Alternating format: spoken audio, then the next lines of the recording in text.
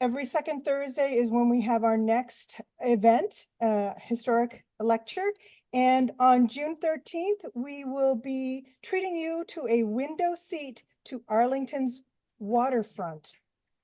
One of our members, Roger Mola, is going to be sharing with you his extensive photographic collection of what Arlington looked like on the beach and next to the beach and at the 3 airports. So I think that will really be a fascinating view.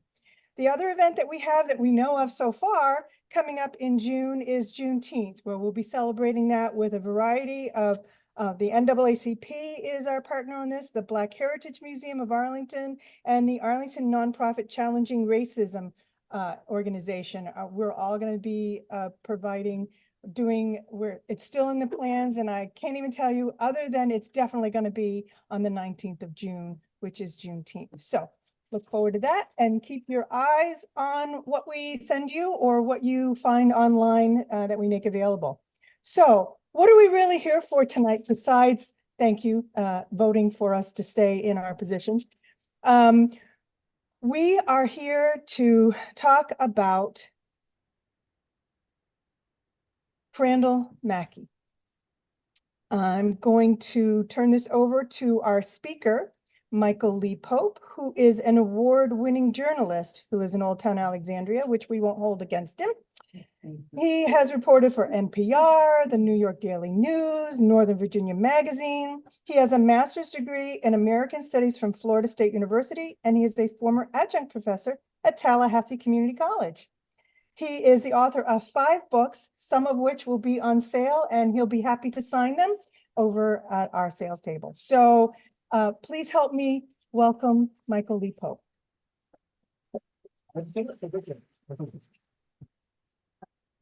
All right, so I'm going to work through the tech here. So I've got a slideshow, mainly photographs. Okay, cool.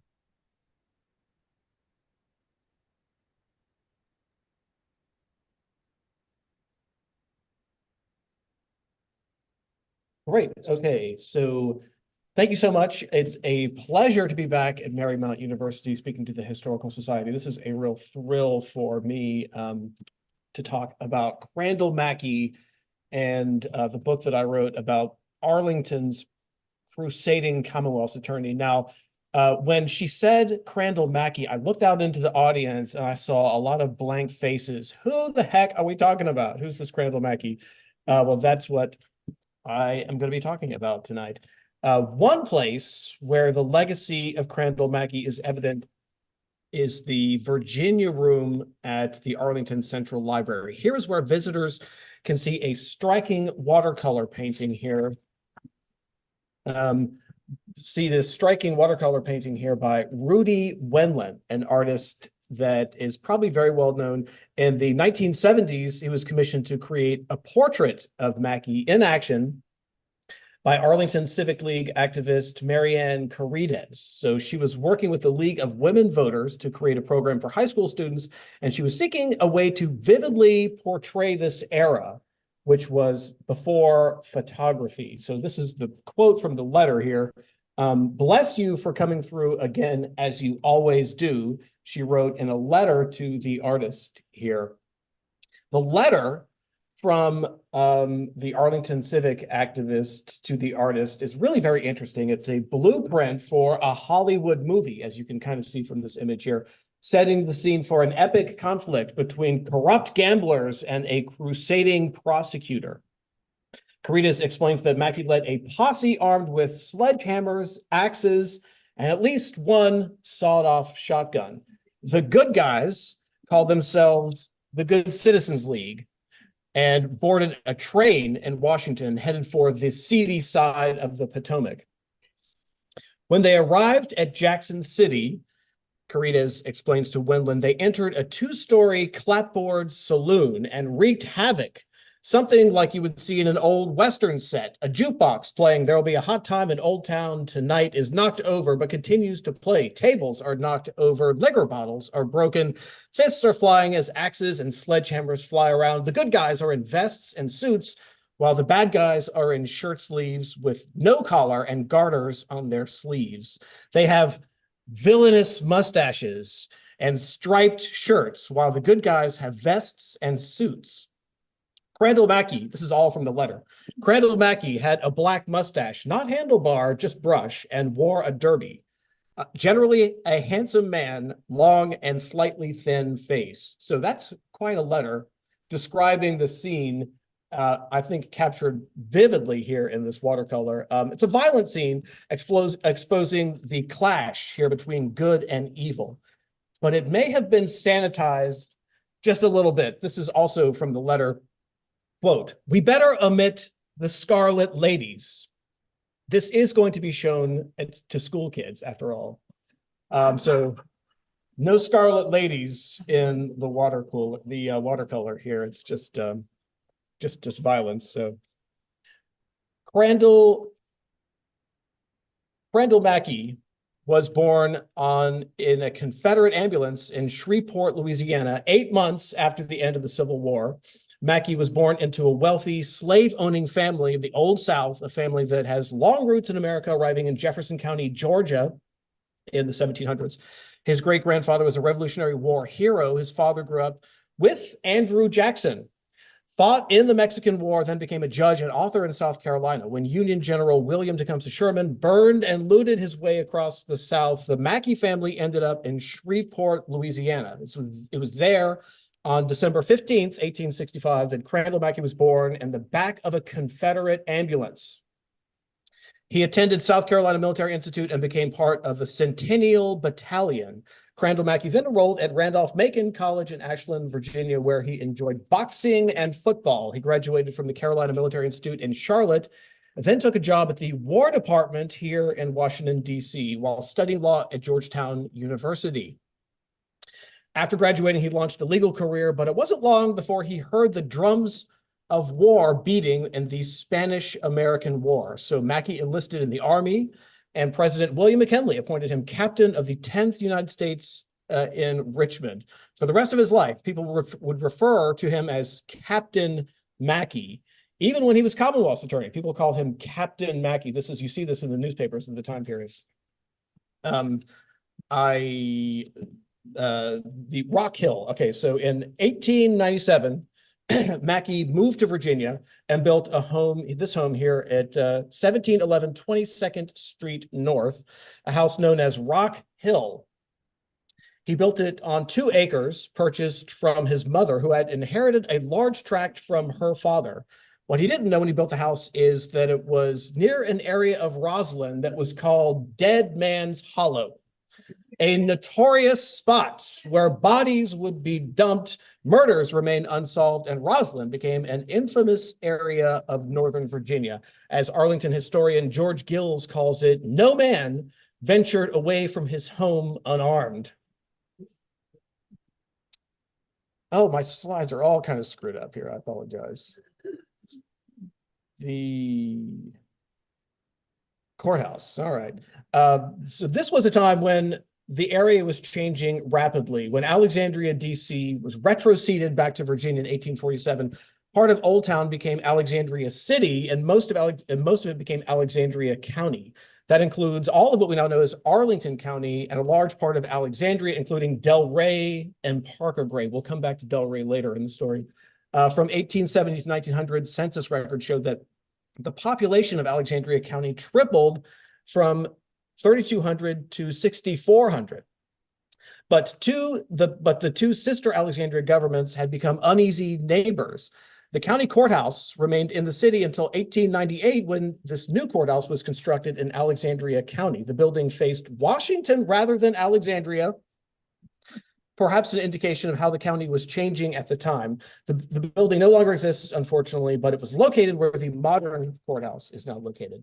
This is the building where young Crandal Mackey launched his legal career and first became interested in politics. As Crandal Mackey would later explain, vice and crime were rampant and firmly entrenched here. The county was covered with gambling houses and Sunday bars. Every variety of crime, including murder, went unpunished. The black banners of official corruption floated over the county. As important as the courthouse was to the education of Crandal Mackey, there was another building many miles away that became even more important. And I'm going to have to apologize here. My slides are all out of order. I don't know what this is, but this is the Monticello Hotel. So this is the hotel in Norfolk. This is the scene of the 1901 Democratic Convention, which pitted the conservative machine politicians, the Martin machine politicians, against a new breed of progressive newcomers. Both of the rival factions stayed here at the Grand Monticello Hotel, which was directly across the street from the Armory, where the convention business was taking place. Conservatives were in room 102 and 104, while the progressives were in 5, 7, and 9. So there's the geography to the hotel actually becomes important here. The hotel lobby became an intense scene of jockeying for position and pulling together coalitions. The conservative faction was led by this man, Thomas Staples Martin, a former railroad executive from Scottsville. He built a political machine that ran Virginia for decades from his seat of power in the Virginia Senate, in the U.S. Senate.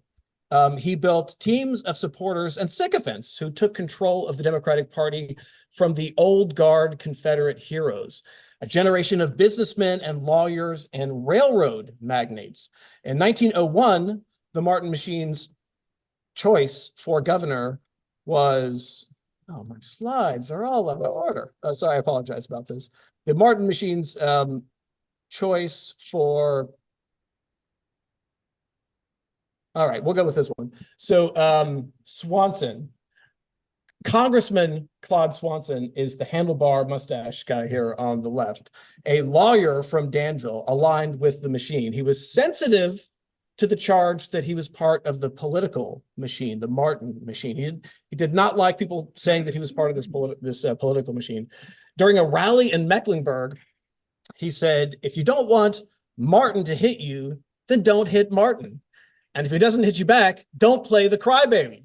You can't point at me if you can't point me to one single corrupt act. I'm going to screw this up. I'm going to say this again. I'm going to say this whole line again because it's great. If you don't want Martin to hit you, then don't hit Martin. And if he doesn't hit you back, then don't cry baby. If you can point me in one single corrupt act in the life of Senator Martin, I will help you fight him. So very sensitive to the allegation that he was part of the Martin machine, specifically denied it in many cases, although he was definitely, no doubt about it, a part of the Martin machine. By the way, Swanson and Mackey have the same thick mustache. It was very popular in this era, which actually ended up causing some confusion when I put the book together. The folks at History Press accidentally switched the photos of Swanson and Mackey. So, and on the cover of the book has Crandal Mackey, but there was a version of it that had this guy on it. And I used to have a slide of it, but I actually don't think it's in here.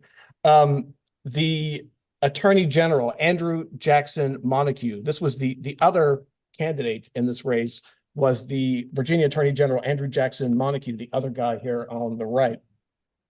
An attorney from Danville who spent years setting the stage for his 1901 campaign for governor, beginning with his support of Grover Cleveland and the presidential campaign of 1892. So for all of the 1890s, he's setting the stage here for his run for governor. And Montague was appointed United States Attorney for the Western District of Virginia. In 1898, he was elected Attorney General, statewide office, very frequently a stepping stone to becoming the governor. On the campaign trail, Montague charged that Senator Martin was an autocrat and appealed to voters to rise up against the machine. Well, this worked. And the success of Montague encouraged Mackey to launch a campaign for Commonwealth's attorney, a campaign like no other. It was forged in this environment of crime. As Arlington historian Eleanor Lee Templeman explains, quote, killings were commonplace and cases were never brought to trial. Saturday nights were particularly hazardous for the few law-abiding citizens that traversed the area en route home. So this was the era in which Mackey launched his first campaign for Commonwealth's attorney. The campaign, in fact, the campaign advertisement is one of these slides. I believe it's this one. This is a campaign ad for Crandal Mackey. Mackey was one of the three candidates seeking to become the standard bearer of the Good Citizens League. So this is actually very important. The endorsement, and you're the candidate of the Good Citizens League. Mackey wanted to be this candidate, but there were several he was competing with. The youngest was a 35-year-old lawyer named Frank Lyon.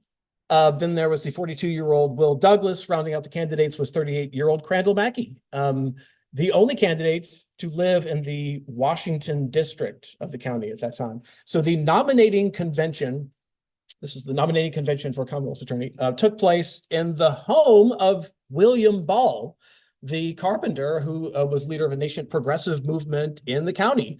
The 17-year-old son, Frank Ball, remembers the time this way, quote, it was a summer night. Each one of the candidates made a little speech and pledged to back the one selected by the group. Their sole object was to select a candidate for Commonwealth's attorney who would be a vote getter and wreck the gamblers if elected. So 17-year-old Frank Ball was actually witnessing all of this in the living room of his house. So Lyon, one of the candidates, lived next door, so he went home to wait it out. Douglas also went home, but Crandal Mackey lingered in the oak grove behind the Ball home, chatting with the teenage Frank Ball. And in the end, the living room caucus ended up choosing Mackey, and he launched the campaign against the incumbent Commonwealth attorney, Richard Johnson. Ball recalls the race this way, quote, they had the doggonedest knockout, drag-out fight you ever saw in your life. So that was his first campaign. I also have another campaign poster for the other one, but I'm going to skip. This is another campaign slide. Mackey, so this is when he's running for a Commonwealth attorney. Mackey is supported by the anti-gambling element, a coalition that stayed together regardless of political affiliation. On the campaign trail, Mackey pledged to drive the pool room operators and the saloon sharks beyond the borders of Alexandria County, traveling to the far reaches of the county in a horse and buggy. Mackey made an effort to reach out to every voter who was not already in the pocket of the gambling interests. The Washington Times reported it this way, quote, Mackey says Alexandria County has been the dumping ground for all kinds of riffraff and gamblers in Washington. He proposes to make the place habitable so that the land can be sold to the highest standard of fixed morals. So Frank Ball recalls it this way, quote, the campaign was hotter than a firecracker. The gamblers fought with every political weapon they could muster, hitting below the belt more than once, and Crandal Mackey wins with a margin of victory of 2 votes. He wins with a 2-vote margin of victory. So one of these slides is the newspaper headline. This, all right. Media darling, Crandal Mackey. There was a lot of coverage here from the different media outlets, and there were progressive papers that would follow around Mackey and write about everything that he did and every speech that he made. The newspapers of this era actually were very distinctly partisan, and they were either progressive newspapers or kind of anti-progressive / machine newspapers. So depending on what you're reading, you're really getting a filter of the political side that you were looking at. And the most progressive one that had the most coverage of Mackey also had lots of cartoons. And it's one of these slides is a very famous political cartoon. And I am sorry that I'm having a hard time finding it, but it's definitely worth talking about. Here we go. All right. This is the famous cartoon that was published on January 13th, 1905, about the St. Asaph racetrack in Del Rey. Now, one thing that I never got to the bottom of about this racetrack is why it's called the St. Asaph racetrack. I'm kind of interested. If anybody happens to have any research on that, I'd love to get it. Asaph is a Hebrew word meaning God has gathered, but it might as well have meant place your bets in Alexandria County, where the St. Asaph racetrack was the capital of gambling in Northern Virginia. It connected two railroad neighborhoods, Del Rey to the south and St. Elmo to the north. These are two different neighborhoods that now make up the neighborhood of what we now call Del Rey. The track, it's right in the middle of those two neighborhoods, originally opened in 1894, although Virginia outlawed horse racing in 1897. That didn't matter much at St. Asaph, where rules were made to be broken.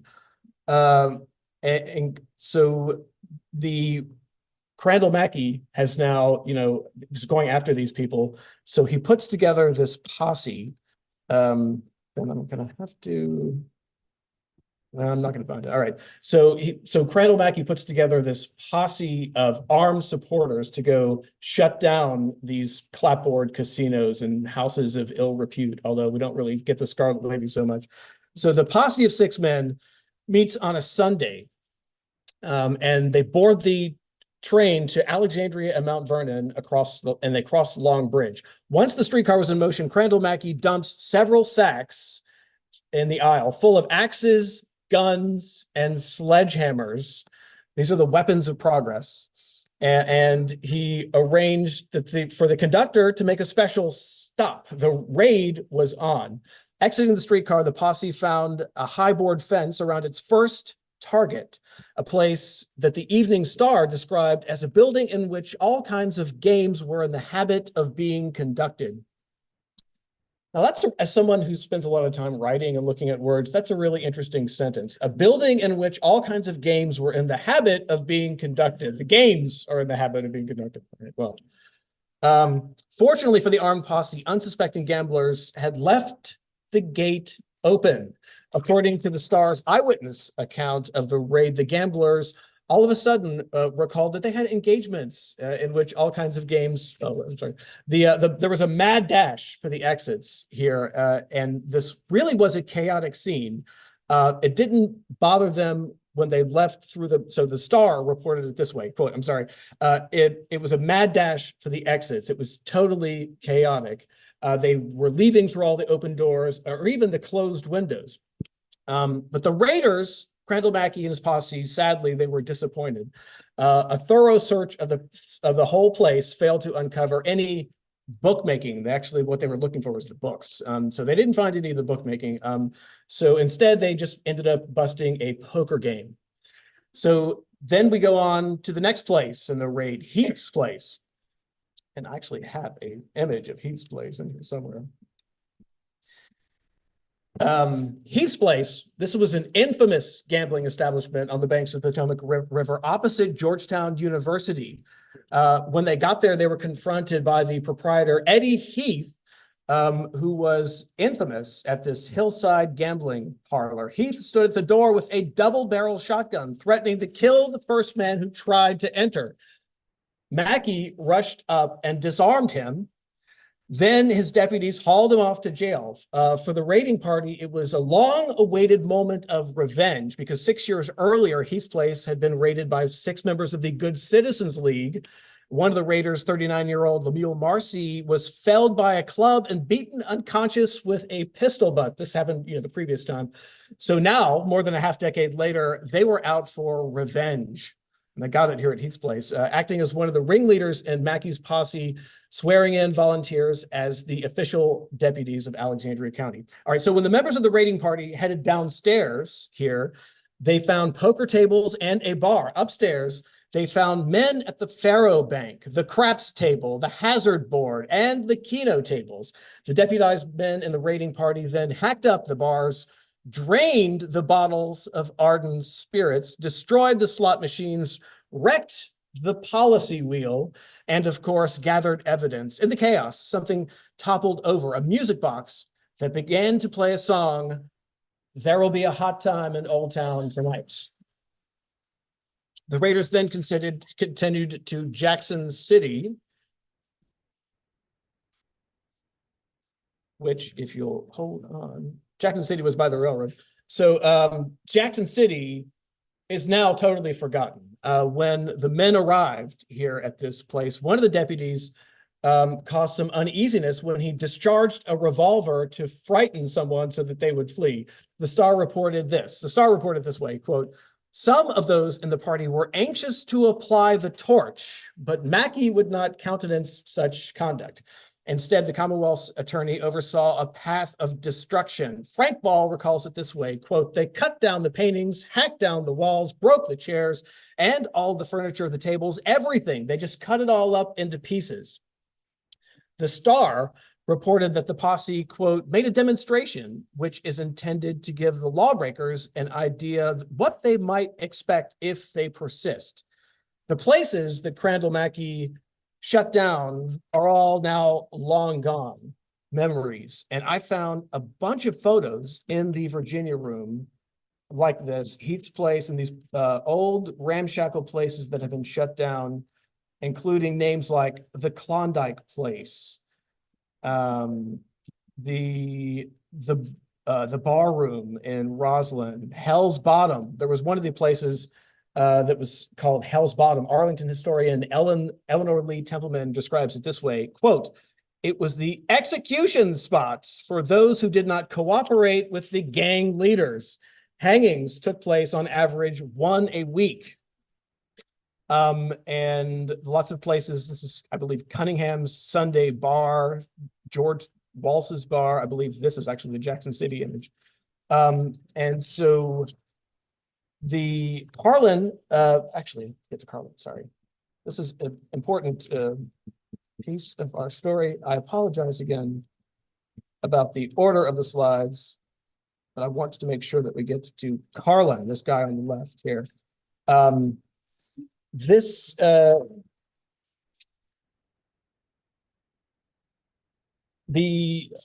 gosh, I apologize here about this.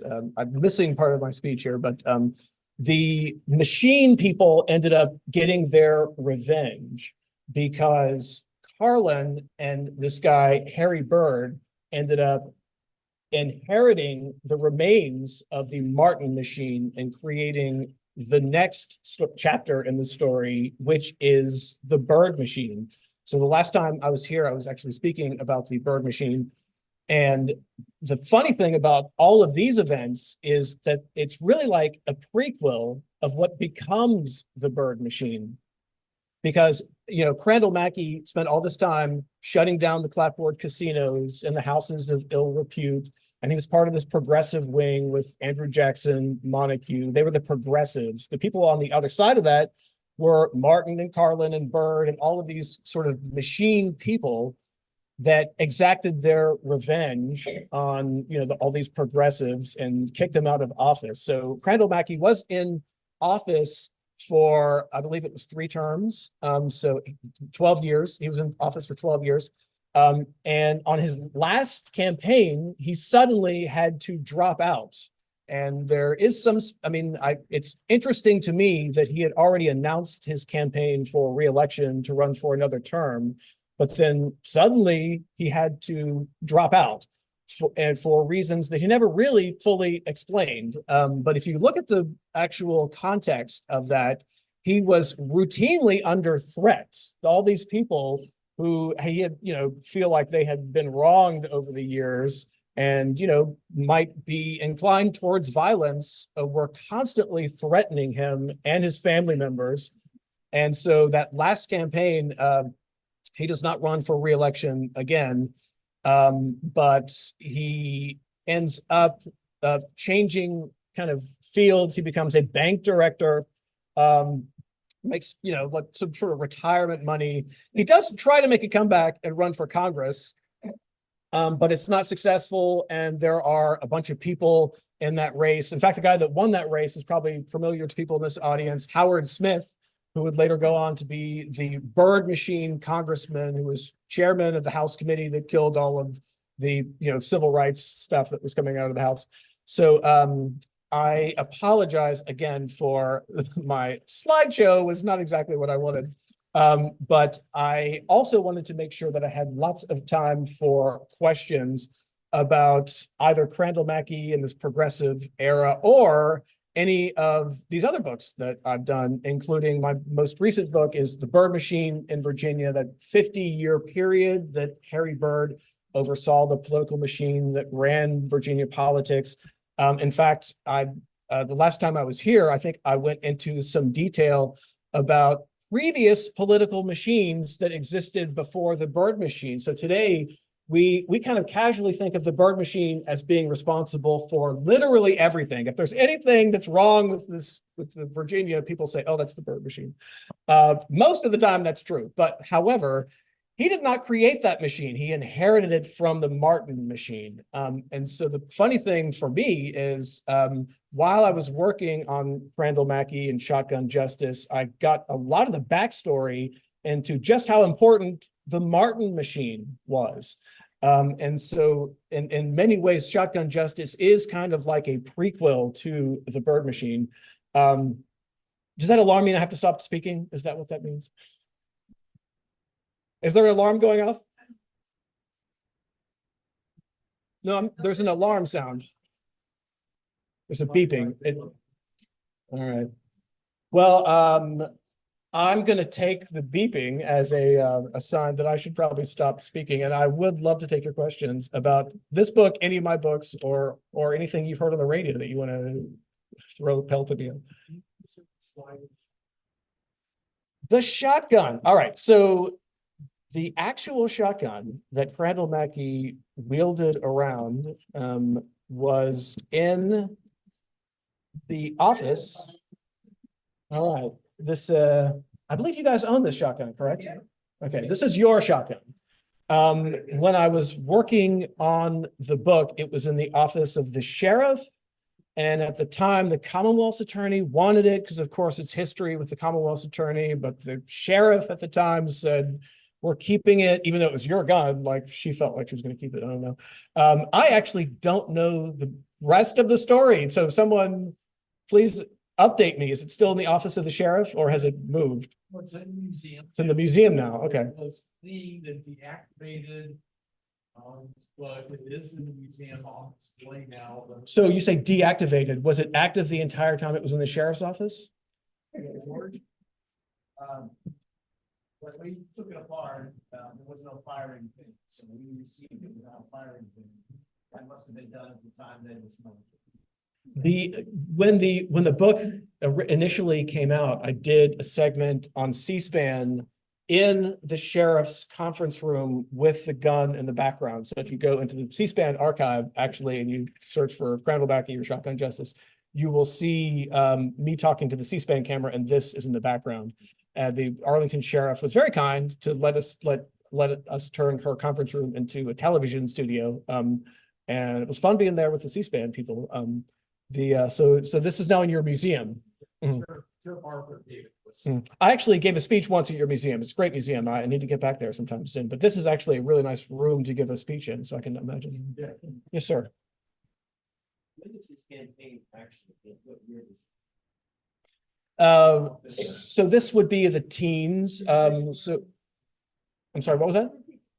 Oh, the question was about the years. What year was he elected and what year he had 3 terms. So it's 8, 9, 10, 12. He had 12 years, which is 3 terms. I'm not a math person. Okay. So, I believe there are 4-year terms and he had 3 of them. So that's 12 years. So he was first elected in like the early 1900s. So we're going into the teens, basically like 100 years ago, really. I mean, like we're really kind of at the 100-year mark for a lot of this stuff. Well, yes. In the follow of the gun, what's that object just below the barrel of the gun? Another stock. That's another stock. Yeah. So did you guys reframe it so it no longer looks this way? No. Oh, okay. Yeah. Mm-hmm.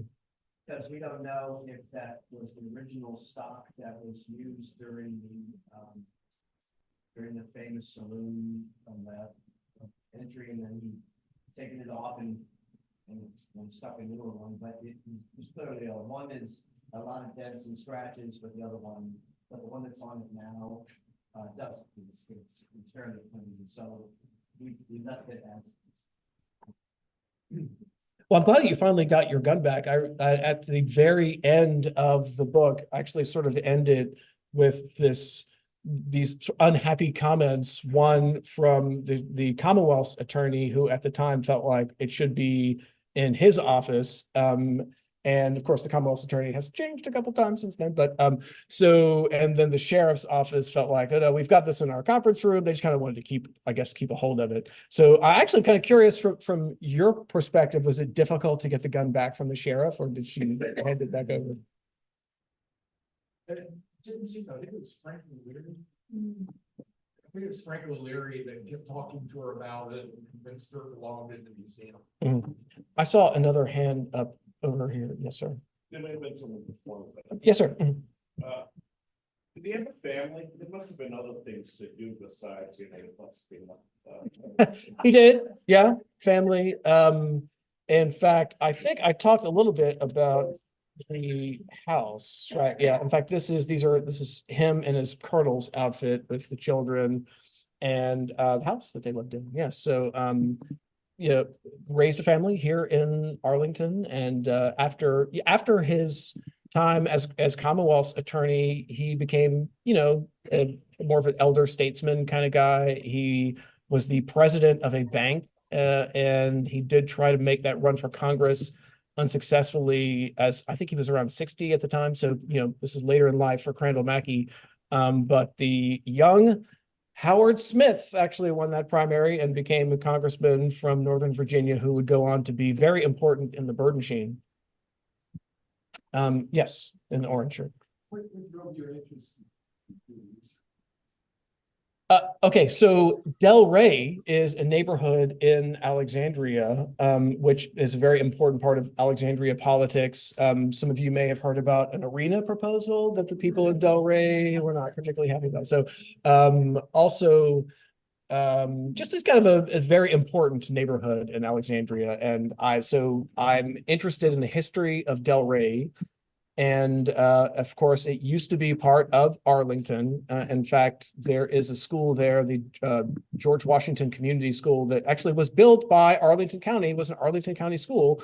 It's now part of Alexandria City Public School System. And in fact, the retirement party for Crandal Mackey actually happened in that building. That this was built by Arlington County. It's now an Alexandria school. When Crandal Mackey retired after his term in office, they had like a goodbye party for him that happened at that school. And so I thought the question was what drove my interest, the history of Del Rey, but then specifically the racetrack. So the racetrack was a really interesting bit of history that had been kind of wiped off the map, quite literally, because the old map, you could really see the different neighborhoods in terms of Del Rey as a neighborhood and then St. Elmo as a neighborhood, a totally separate neighborhood that was separated by the racetrack. This old map actually shows it very well. This is an insurance map, actually a very colorful insurance map. But this is obviously kind of a black and white version of it. But you can see, so you got the St. Elmo neighborhood, and then there's the racetrack right in the middle of it, and then the Del Rey neighborhood. And so, my interest was, what the heck is this racetrack? What was going on at this racetrack? And it has a really interesting history. So now what happened is a developer actually purchased what had been the racetrack, demolished everything, and built houses there. So now the whole thing kind of has the feeling of one neighborhood that's continuous. So when you go to Del Rey, you don't really think of it as having these different, spots like the St. Elmo part. I couldn't figure out why I was still smelling poop in the closet. So I thought maybe I missed the spot. But what happened is the paper towel wasn't wet because there was nothing coming out of the goop. Do we have Very little coming out of the goop. So I fixed it. Lift your feet up. I'm done with that question. Yes, in the back. I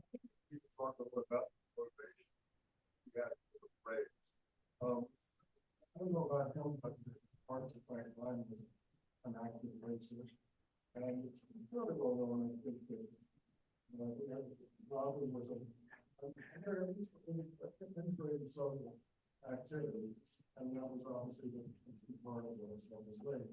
But talk more about his attitudes and also the way it's been finding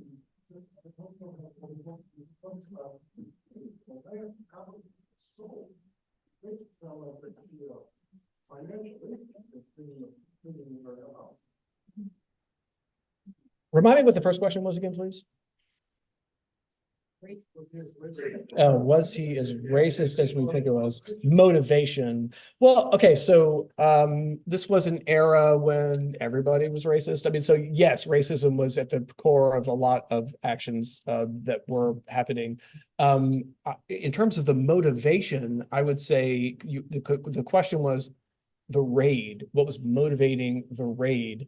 And I would say tension between the Commonwealth's attorney and the sheriff. Like they didn't get along, they didn't work together, they worked kind of against each other.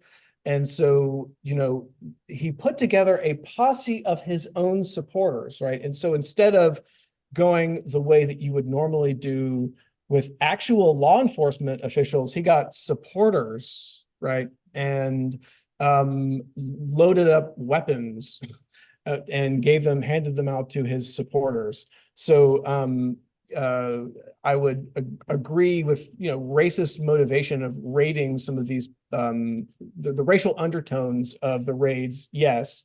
But the motivation for the raid and the posse probably was more about conflict between the Commonwealth's attorney's office and the sheriff's office. That's the impression that I got from that. Yes. Can I make one comment about that? Sure, yeah, please do. I did find something on Mackey after he was no longer Commonwealth's attorney. There was an African-American man who was going to be executed in Richmond for rape. And the story was the man's been accused of accosting a young white couple. They were out for an evening walk and drove off the young man and eventually saw the woman. He had been caught. Mackey wrote to the governor asking for leniency. Now that sounds, oh, that's cool. Well, his reasoning though was no honorable white man would have abandoned a white woman to a black speaks his hers. And so he didn't believe it actually happened, not because he knew that there was so much racial injustice and simply, oh, there's a first black guy, let's arrest him for this. But he didn't believe a white man would have abandoned his woman. So when I first came across, oh, he asked for leniency. That's kind of cool. And I read the reason. So yeah, there's definitely the reflections of the era present with me. Yes, lots of questions right in the center here. So I wrote about some of the early raids that were done 8 years before Crandal Mackey, 1896 and before. You've got to also understand that even in those raids, Sheriff Palmer and others before him, their posses were black men. So I can't completely subscribe to whether there was racial tones for closing down this particular track, but closing down the bars was one way of civilizing what was known as the backwater of Washington, D.C. Right? There was nobody after the Civil War that was taking on the cause of making Arlington County civilized. It was a commuting area for some people that worked in Washington, D.C., but it never had the standing as Alexandria City. So the only way that we could up the standing was to begin closing these gambling parlors and these casinos that were in Jackson City, which is the base of the 14th Street Bridge, right where the New Aquatic Center is, turning Ross. And so the first initial raids were conducted by these other individuals, and they failed miserably because they did not have good support from a Commonwealth attorney. So when Crandal Mackey finally came on the scene, he at least had a better standing. Although he used his own posse, he didn't use Sheriff Palmer, who had been much with the man by him, because he had no more faith in Palmer's ability to affect a lot of change. So this had been a long-standing thing ever since gambling was abolished in Washington, D.C. It ended up pushing all the gambling and all the vice to across the river, right? That's the cops and had no authority. And let's face it, it's an Alexandria city, so nobody cared. So, hope that does. Thank you for that. I appreciate it. That's George Axiatis. He's a former board member and he's written a book called Shootout of Jackson City, which was very much the lawman ended up on the wrong end of a massive shootout in Jackson City. And it burned to the ground, right? There was an anecdote toward the end of my book where somebody is at a bar, and I think the bar is like across the street from the Bureau of Engraving and Printing, and they're boasting about, I'm gonna go burn down Jackson City, and then he leaves, and then like literally sets fire to the place and comes back and was bragging about it, right? And I believe there was a trial that was, a sort of highly watched by the media. I guess we're used to those these days, right? Highly watched by the media trial, and I believe he was acquitted. Right. Okay. So Jackson City is a fascinating chapter of Arlington history. Yes. Was the Martin machine, did they have an interest in wiping out the gambling and, the lower interests in Roslyn? So the Martin machine was largely rural, so they didn't really have, this was not really an issue for the Martin machine because you didn't, he was from, what was it, Scottsville or something like, this is an issue which he just touched on, where after Washington, D.C. made gambling illegal, all you needed to do was get out of the borders of Washington, D.C. to do gambling, which that created all of sort of the border areas, became the hotbed of gambling. So this is actually like a Washington, D.C. problem and not something the Martin machine cared about, really. No sort of political involvement, patronage or control. Well, patronage, and control, yeah. I mean, that's what the Martin machine is.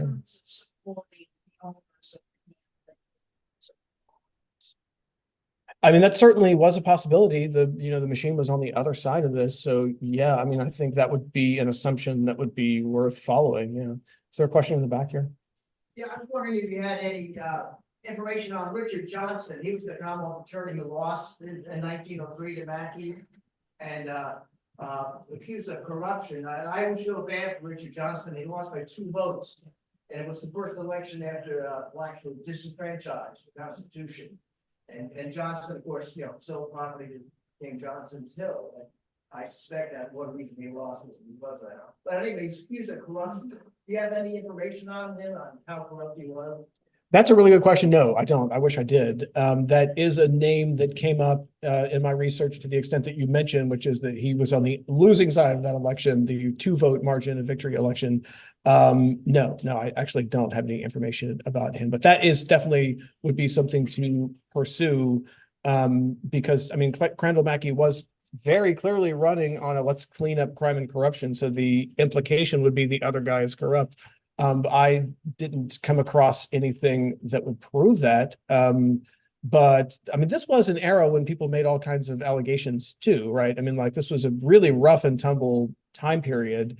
And it really comes out when you read the newspapers from this era. I mean, like it's really very fascinating from a modern perspective, reading all of these newspapers that have very strong partisan frames. They're telling you the story from the perspective of those evil, corrupt, bad guys versus our good guys that are trying to clean things up. In fact, one of the things that Crandal Mackey does in his sort of retirement era is he edits a newspaper, he edits a newsletter. So yeah, this was also a time when elected leaders were actually way more involved in the news business. So like if you think about the Senate of Virginia, this was a time period when Frank Ball was in the state Senate, that half of those people in that chamber owned a newspaper. They were the editor of a newspaper. Harry Byrd famously owned with his family the Winchester Star, and in fact created the pay-as-you-go system to save the family newspaper, the Winchester Star. Carter Glass got his start as a newspaper reporter, and obviously became a really important person in Virginia politics, later became a United States Senator. Today we call it the Glass-Steagall bill, right? So Carter Glass started as a journalist. And a lot of people in politics at this time were also, writers and journalists as well. And so these newspapers actually played a very important role. Something that I think is probably lacking in our, that's not really true. Well, I guess we all have, we get news sources from partisan frames, but after World War II, people took a different view of what the media should be, and like that they should be nonpartisan. So like we live in a world where we assume media will at least try to be nonpartisan. That's a post World War II frame of what the media should be doing. Before World War II, people had a very different set of expectations for what the media, aka the newspaper, should be doing, specifically taking your side and giving it to those guys. More questions? Yes. Yeah, Michael, we've got a couple from Zoom land. Can you take those? Sure. Yeah. Okay, these ought to be easier than some of your other ones from the audience there. One is there a place, school, library named after him? Crandal Mackey Park is in Roslyn, right there at the Roslyn metro station. When I was working on the book, it looked very different than the way it looks now, because they built this huge building on top of what used to be Crandal Mackey Park. So I believe there's probably something left of that. But so in that area of Roslyn is right, that whole area was ringed by all of these kinds of establishments that he helped shut down. So yeah, the answer to that is Crandal Mackey Park. Okay, and then this one is kind of a two-part question, but I'll break it into two. To what extent were establishments in Queen City impacted by the raids? That's a really good question. I don't know the answer. That's the first part of the question. Then it follows. I'm phoning a friend here from the audience. Did you want to raise your hand and speak to that? So I'm not sure the Zoom audience can hear you though. Yeah, so. Did you want to come up? We can hear them now. If he's close to you, we can hear him well. Yeah. You want to come up here and talk? So I was fine. So for those that don't know where Queen City was, Queen City, if you think about Washington Boulevard and Columbia Pike, and up on the hillside where the brick type single family homes, that area was in the Queen City. It was a mixed race neighborhood. There were a lot of families close to the door. They worked in the kilns that were down along the river, and that's actually where Sheriff Palmer and the Deputy Sheriff Duderman got his posse, his 6 posse men from the Queen City area. They went down in an area called Johnson's Corner, which was the confluence of 2 main roads going from Queen City, and that's where they picked up their posse men in order to conduct their initial raids. But yes, a lot of the patrons in Jackson City were from the Queen City type of neighborhoods. But from my research, because so many people had lost money to people like John C. Nelson, who ran the best bar in Jackson City, they were more than happy to raid his place and try to get back some of their money. So, that's all I had. Great. Okay, the second part of this man's question was, in Roslyn, Jackson City, and Queen City, were any of the businesses raided, owned, or operated, or patronized by African Americans? That is a really good question. I am pretty sure the answer to that is yes, but I don't have that in front of me right now. Does anyone want to contribute on that? All right. Yeah, so I know that the bars in Jackson City were frequented by both the African Americans as well as whites. They made no distinction, at least in Jackson City. There were saloons that catered to blacks in Roslyn. But when it came down to the raids, they went to the big guys. They went to John C. Nelson and they went to the Heath Brothers, which was that two-story place, because they were the biggest, they were the best, they were the most popular places. So that's where we were gonna make the biggest splash in the news. Yes, the long-awaited question from right over here. I'm going to anticipate that you wanted to ask about Howard Smith. I know you're gonna write a book on him. So, what's your question? What's the question? Yeah. Howard Smith. Mm. Is there a good book written on Judge Howard Smith? And if not, is that on your agenda? Oh, man. Okay. So Howard Smith was the congressman, longtime congressman from Northern Virginia who played a key role in the Bird Machine. He's angry at me because in my book, The Bird Machine, I don't really go into a lot of detail about Congressman Smith, Chairman Smith, but he's a fascinating guy. I probably should have gone into more detail about him, maybe even write a book about him. So I don't know, and maybe that's a field for some further research. I will tell you a fun fact that I unearthed about Judge Smith is that he also got his start in journalism at the Alexandria Gazette. He was the head of the advertising department for the Alexandria Gazette, and then became a judge in Alexandria. And in fact, for many years, there was, probably still is, a portrait of him in one of the circuit courtrooms because he was a judge in Alexandria. That was your beginning. Later became a congressman and became the chairman of a very influential committee in Congress that worked to kill all of the civil rights bills. So a key player in the Bird Machine with strong ties to Alexandria. All right. So that was my one Karnak moment where I anticipated the question. I doubt I will do that again. All right. Very old reference. I'm sorry. Yes. No, this is not DC. This was in Norfolk. This was the 1901. Yeah, I'm sorry for putting a non-local. This is your courthouse. Sadly, there's no longer this.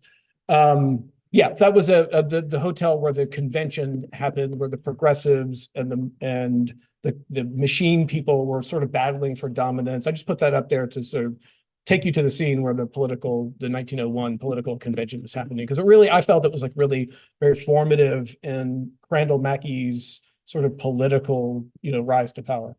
Yes. In your research, did you see any connection between, during the Civil War, we had tens of thousands of Union soldiers occupying the Arlington lawn? When you see that all those establishments that are 30 years later, the bars, the brothels, and the gambling, would that have had any impact on the origin of these establishments?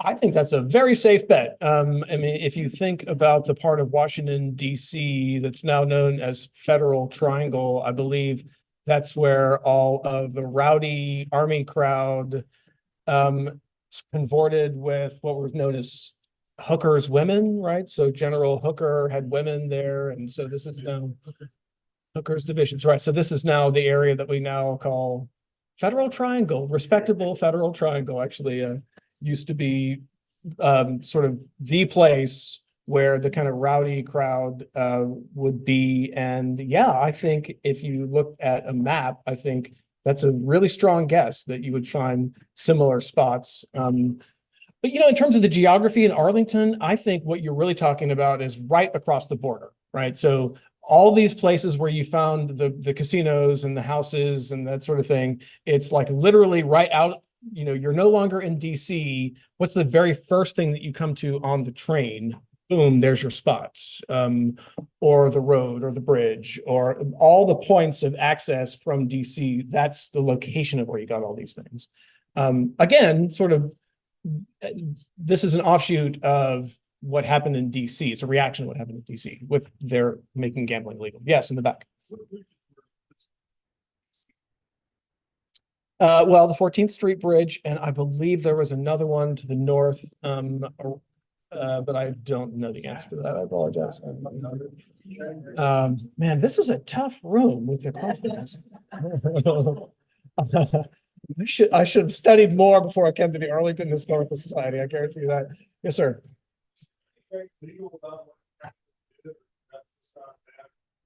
Nobody charged him with anything. So I think so the implication behind your question is this all seems extra legal, right? It would really be a matter for like the attorney general to bring a charge against him, and that didn't happen. Did he have a warrant? He had a shotgun. I never saw the word warrant in my research. I don't know. I mean, it's possible that he did, but I'm not sure. Yes.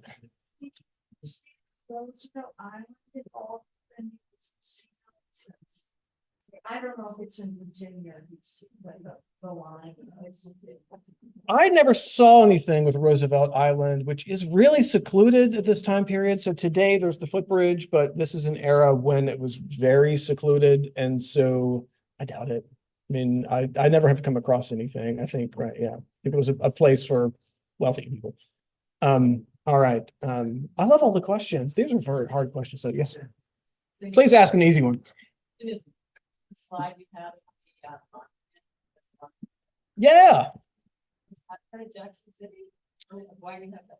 Yes. So just the basic location. I mean, I don't know if like that's the exact spot on the map, but yeah, like generally speaking, that's the area that we're talking about because of its proximity to the bridge. I mean, it's near the modern bridge and it's near the the railroad bridge. And so yeah, this very well-known spot here that you see as you drive along the parkway, this is the area that we're talking about. And again, if you think about the geography, access points, this is the first access point from DC. That's why it becomes the hotbed for all these things, because you got the crowd coming from DC that wants a good time and they want gambling, and they're going to get it in the backwoods of Virginia. That racetrack. St. Asaph is a totally separate area. That's Delray, Alexandria, what we now think of as the Delray neighborhood. You would get there via streetcar. So the race track, in fact, that insurance map that I had in my slides actually shows you the line there. You see the railroad line going through there. If you were to zoom out of this map just a little bit, you would see the actual stop is notated on this map of where the railroad stop. You would get out to go to the racetrack. Yes. What's the backstory of how this area of Delray got taken away from today's Arlington County and given over to the city? Annexation. So this is something that today Virginia no longer has annexation fights because they got so nasty and so mean-spirited that at one point the political leaders in Virginia said, forget this, we're not doing this anymore. But for a long period of time, there were these nasty drag out, knockdown fights over annexation. And they would go on for years and years and years. So everything in this map you see here used to be part of Arlington County.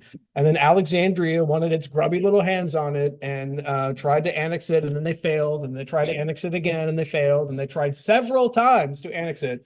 And after lots of lawsuits and many, many lawyers getting involved and lots of money and many, many years going by, Alexandria was finally able to annex this part of what used to be Arlington County, and it's now the city of Alexandria.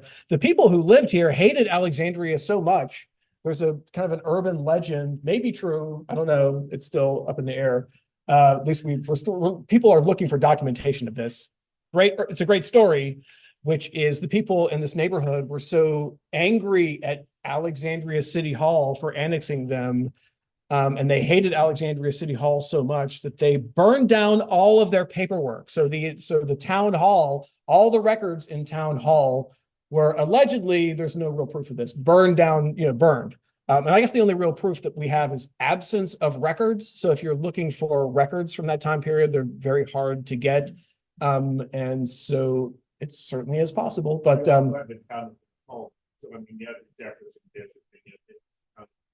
that's what we're talking about here. All of this became the town of Potomac. Right. Second municipality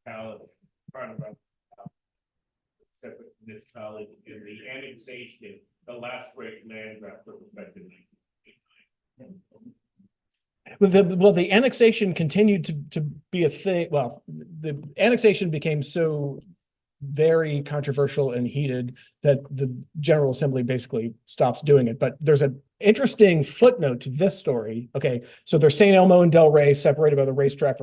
A developer comes in, demolishes the racetrack, builds houses, and so now you have a seamless neighborhood that became the town of Potomac.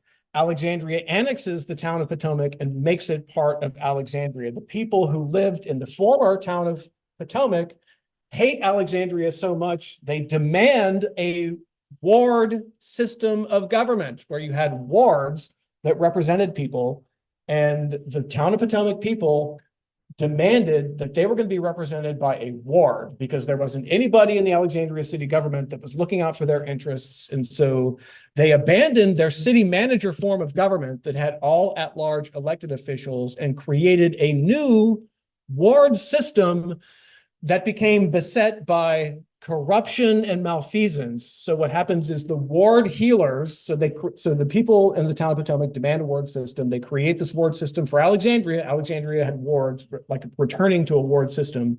But the problem is the people who ran the wards felt like they could write a check for anything they wanted to. So you had two sets of people, the city government and then the ward government, both spending money recklessly without any oversight of each other.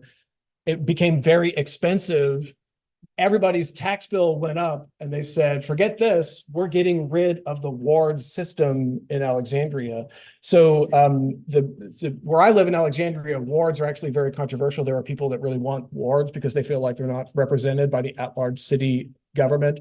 So this actually speaks to this issue because there's a really interesting history of having a ward system for like 100 years, and then having a city manager form of government, and then returning to a ward system that was corrupt and needed to be abandoned to return to the at-large system.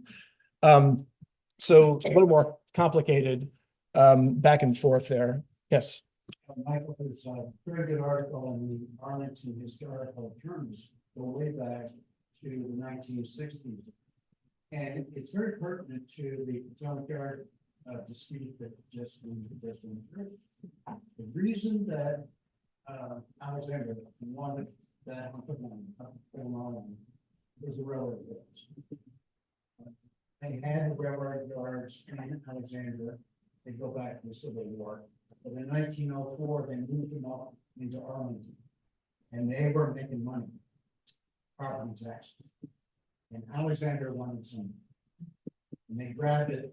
And I think Del Rey or County was an end of the deal. What was our money grabbing? Money grubbing is the theme, I think. For the evening. All right. We had some more questions. I thought I saw some more hands. If not, I'm going to hand the microphone over to our host. Yeah. I'm gonna say thank you for it. Thank you.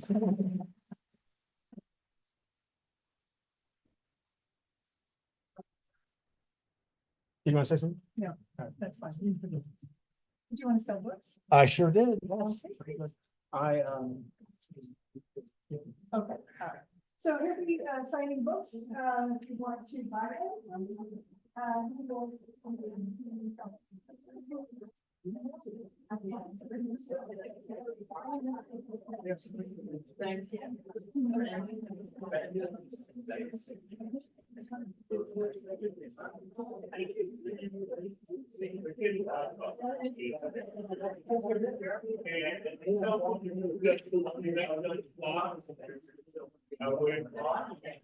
I'll end the Zoom meeting now since they can't be signing books.